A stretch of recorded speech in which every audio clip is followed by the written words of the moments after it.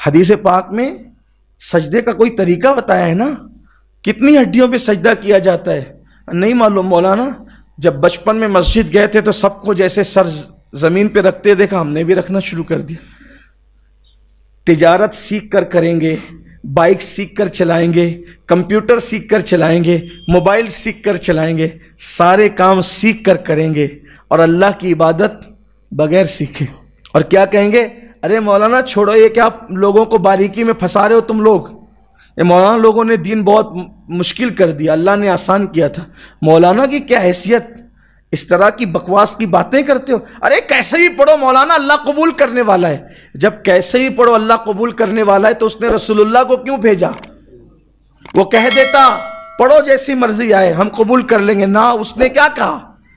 اس نے یہ کہا اطیعوا اللہ و اطیعوا الرسول، اطاعت کرو اللہ کی اور اس کے رسول کی۔ اور رسول نے کیا فرمایا؟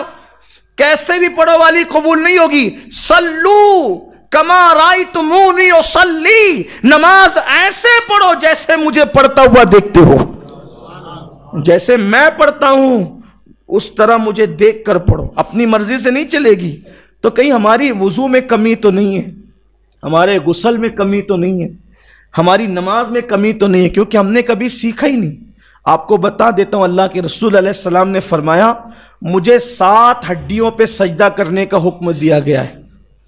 میں 7 ہڈیوں پہ سجدہ کرتا ہوں، 2 ہڈیاں پنجوں کی، 2 ہڈیاں گھٹنوں کی، کتنی ہو گئی؟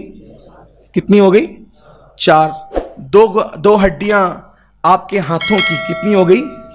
اور 1 ہڈی جی نہیں، ناک کی ہڈی کو تو مجازن ہڈی کہتے ہیں، اور ناک میں ہڈی جس اعتبار سے یہ پیشانی، حالانکہ ناک کا لگنا بھی زمین پر، ناک کا لگنا بھی یہ فرضے میں سجدے میں لازم قرار دیا گیا ہے۔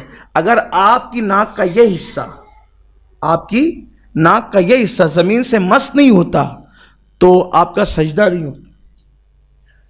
اللہ کے رسول علیہ السلام نے کہا کہ مجھے یہ پیشانی کی ہڈی گنی گئی ہے سجدے میں، ناک کی ہڈی اگرچہ نہیں گنی گئی ہے، لیکن اس کو احناف کے نزدیک سجدے میں لگانے کا حکم ہے کہ اگر آپ نے نہیں لگایا، حالانکہ جو امام شافعی، امام مالک اور دوسرے ائمہ ہیں ان کے نزدیک سجدے کے احکامات الگ ہیں، لیکن یہ 7 ہڈیوں کے قائل وہ بھی ہیں۔ تو اللہ کے رسول علیہ السلام نے فرمایا اس کے بعد سجدے میں آپ کتنی دیر تک رہیں، کیا پڑھیں، رکوع میں کتنی دیر تک رہیں، کیا پڑھیں، قیام کیسے کریں۔ ابھی آپ پوری مسجد کو کبھی دیکھیں، نماز کوئی ہاتھ ایسے لٹکایا ہوا ہے، کوئی ایسے باندھا ہوا ہے، کوئی کسی نے کچھ پکڑا ہوا ہے، کسی نے کچھ پکڑا ہوا ہے، یعنی کہ ہماری نمازوں کا حال یہ ہو گیا۔ کوئی کھجا رہا ہے، کوئی داڑھی سے کھیل رہا ہے، کسی کی پوری بٹن کھلی ہوئی ہے۔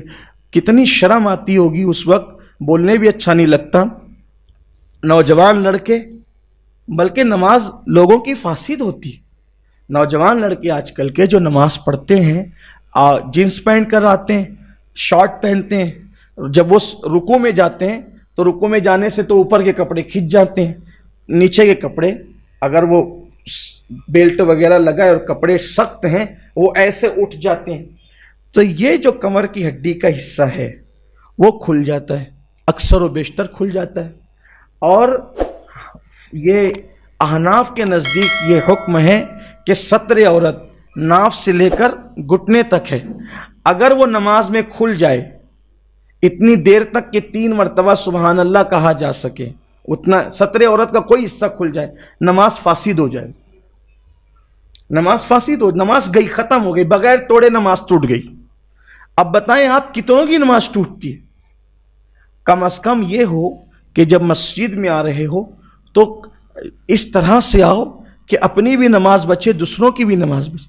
آپ دیکھیے وضو کرتے ہیں اور وضو کرتے کرتے جھاڑتے جھاڑتے سیدھا مسجد کے اندر چلے آتے ہیں، گناہ ہے، سخت گناہ ہے۔ مسجد کا احترام ہے، ہم پہ مسجد کا احترام واجب کیا گیا ہے کہ وضو کے پانی کے قطرات مسجد میں نہیں گرنے چاہیے، گناہ ہوگا۔ آئے تھے نیکی لینے، گناہوں کا ٹوکرا لے کے سر پہ جا رہے ہو۔ ہم آپ کو مشکل نہیں کرنا چاہتے، لیکن یہ کہ جب آپ اسکول جانے کے آداب سیکھ چکے، آفیسروں کے درمیان جانے کے آداب سیکھ چکے، تو اللہ کی بارگاہ کا ادب بھی تو سیکھ لو، کیونکہ یہ اللہ کی بارگاہ ہے جسے مسجد کہتے ہیں۔ مسجد میں آؤ تو ادب سے آؤ۔ حضرات صحابہ کرام رضوان اللہ تعالی علیہ مجمعین جلدی سے مسجد کی دیوار کو ٹیک بھی نہیں لگاتے تھے۔ اللہ کے رسول علیہ السلام فرماتے ہیں جو مسجد میں دنیا کی باتیں کرے اس کا دین میں کوئی حصہ نہیں۔ آقا فرماتے ہیں ایسے لوگ پاؤ تو ان کے ساتھ بیٹھنا بھی مت۔ یعنی مسجد میں کیا آپ نے کپڑا پہنا، ایک کپڑا کتنے میں خریدا، یہ دنیا کی بات۔ آج کل الیکشن میں کیا چلتا ہے؟ تیسری بات جو دنیا میں اس کو مصیبت پہنچتی ہے، اللہ کے رسول علیہ السلام فرماتے ہیں وہ ذلیل ہوتا رہتا ہے۔ آقا فرماتے ہیں وہ ذلیل ہوتا رہتا ہے۔ لوگ کہتے ہیں مسلمانوں کی ذلت کا سبب کیا ہے؟ ہم کہتے ہیں 1450 سال پہلے بیان کر دیا گیا، اسی طرف توجہ کرنے کی ضرورت ہے۔ بہت کوئی نئی چیز لانے، کوئی مفکر اب کوئی بات ہمیں نئی نہیں دے گا، کوئی مقرر ہمیں کوئی بات نہیں دے گا۔ رسول اللہ سے بڑھ کر کے فکر کرنے والا، تدبر کرنے والا، اصلاح امت کرنے والا، قوم کو جگانے والا، بیدار کرنے والا کون ہے؟ حضور نے اتنا بڑا ذخیرہ دے دیا ہے، کوئی نیا راہ عمل تیار کرنے کی ضرورت نہیں ہے، کوئی نئی باتیں لانے کی ضرورت نہیں ہے۔ حضور نے سب بتایا، سب بتایا، سب بتایا، صرف امت کو چاہیے کہ اس کی طرف توجہ کر لے۔ آقا فرماتے ہیں نماز چھوڑنے والا ذلیل ہوگا۔ ہماری